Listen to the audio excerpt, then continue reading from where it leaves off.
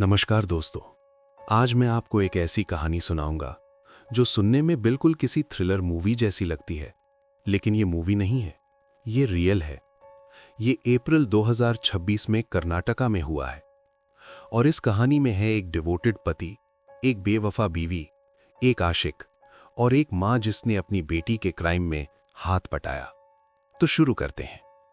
कर्नाटका का हसन डिस्ट्रिक्ट, एक छोटा सा इलाका यसलुरु।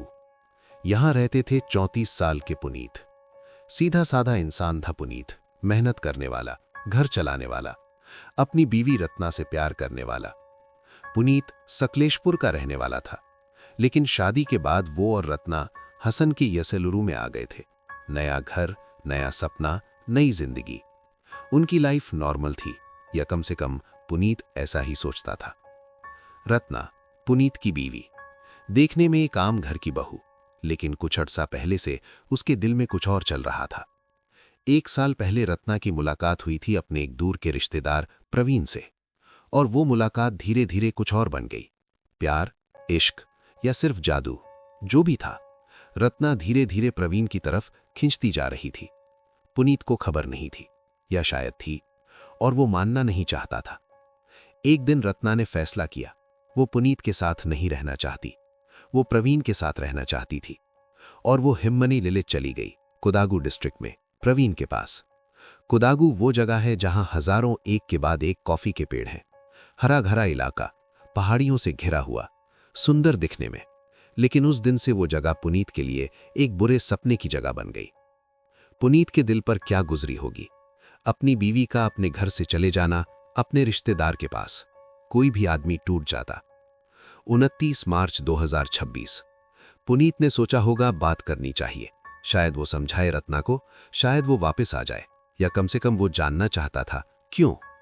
वो हिम्मनी विलेज गया, रत्ना के पास, प्रवीण के पास, उस घर में घुसा जहां उसकी बीवी किसी और के साथ रह रही थी। दोस्तों, यहां मैं थोड़ा रुक जाता हूं, क्योंकि जो आगे हुआ वो सोचने से भी दर्द होता है।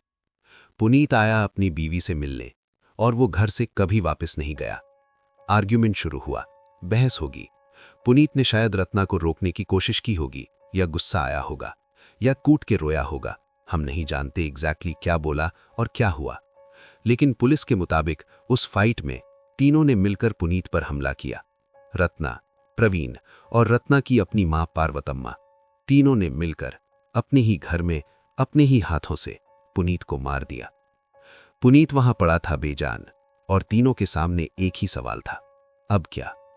यहां ये तीनों और भी गहरी साजिश में उतर गए। रत्ना ने सोचा, प्रवीण ने सोचा, पार्वतम्मा ने सोचा, और उन्होंने मिलकर एक प्लान बनाया। लाश को घर से बाहर ले जाओ और कॉफी एस्टेट में दफना दो। कुदागु की कॉफी की खेती में हजारों पेड़ हैं, एक के बाद एक, ऊंचा नीचे जमीन। कोई नहीं देखेगा, कोई नहीं जानेगा। पुनीत बस गायब हो जाएगा। रात के अंधेरों में तीनों ने मिलकर पुनीत का जिस्म उठाया, कॉफी एस्टेट के अंदर ले गए और जमीन खोद के दफना दिया। एक इंसान को, एक पति को, एक भाई को, जमीन के नीचे, कॉफी के पेड़ों के साए में। दिन गुजरने लगे, पुनीत घर नहीं आया। उसके रिलेटिव्स ने पूछा, कहाँ गया पुनीत?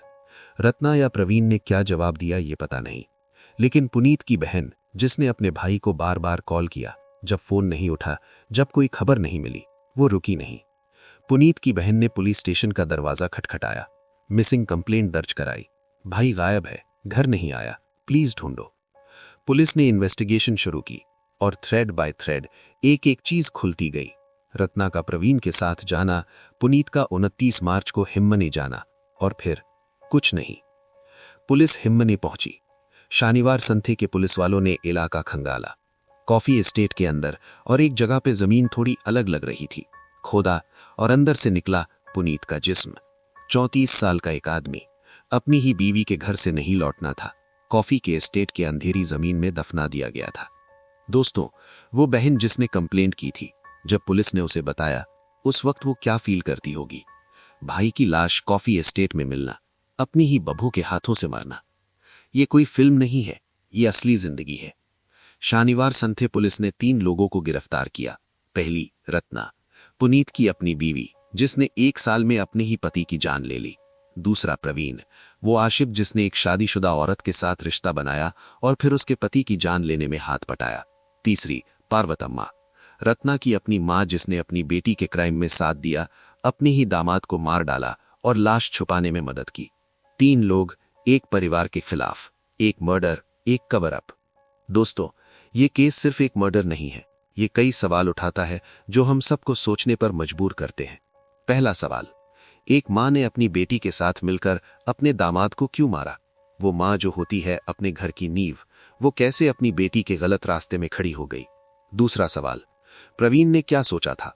एक शादीशुदा औरत से रिश्ता बनाया, ठीक है, गलत था, लेकिन एक इंसान की जान लेने में हाथ बटाना, ये कहां से आया? तीसरा सवाल, रत्ना को अगर सच में पुनीत से नहीं रहना था तो डिवोर्स था ना, कोर्ट्स है ना, रास्ते थे ना, मर्डर क्यों? यार, कुछ लोग कहते हैं कि रिश्ते में गलतियां आती हैं तो तोड़ दो, अलग हो जाओ, नया रास्ता ढूंढो। लेकिन ये लोग अलग रास्ते पे नहीं गए, उन्होंने पुनीत का रास्ता ही खत्म कर दिया।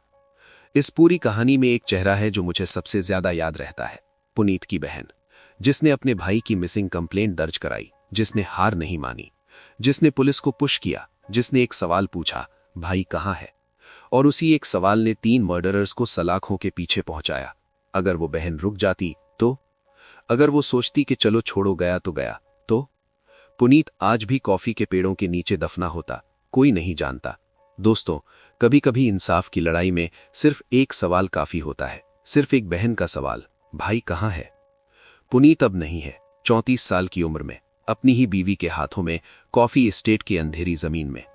लेकिन वो आज इस वीडियो में जिंदा है, क्योंकि हम उसकी बात कर रहे हैं, क्योंकि उसकी बहन ने लड़ाई नहीं छोड़ी, क्योंकि कुछ लोगों ने ये जानना जरूरी समझा कि सच्चाई क्या थी। इस केस से हम सब एक चीज सीखें, रिश्ते में अगर कुछ गलत हो रहा है तो बात करो, घर से भागो मत, किसी और के साथ रिश्ता मत बनाओ, सीधा। और अगर आपका कोई अपना गायब हो जाए एक दिन भी, तो सीधा पुलिस जाओ, पूछो, ढूंढो। पुनीत की बहन ने यही किया और उसी की वजह से आज 3 मर्डरर जेल में है। रत्ना, प्रवीण और पार्वतम्मा तीनों गिरफ्तार है, केस कोर्ट में है, चार्जेस प्रूव होंगे, इंसाफ मिलेगा पुनीत को। दोस्तों, कॉफी के पेड़ों की छांव में दफनी हुई वो लाश अब जमीन के ऊपर आ गई है, इंसाफ की रोशनी में। और 3 लोग जो सोचा था कोई नहीं जानेंगे, वो आज सलाखों के पीछे हैं। अगर ये कहानी आपको अंदर तक छू गई तो लाइक करो, शेयर करो अपने फैमिली और दोस्तों के साथ, और कमेंट में सिर्फ एक कैंडल लिखना, पुनीत के लिए और उस बहन के लिए जिसने हार नहीं मानी। सब्सक्राइब करो, क्योंकि ऐसे रियल केसेस की सच्ची कहानियां मैं लाता रहता हूं इस चैनल पे।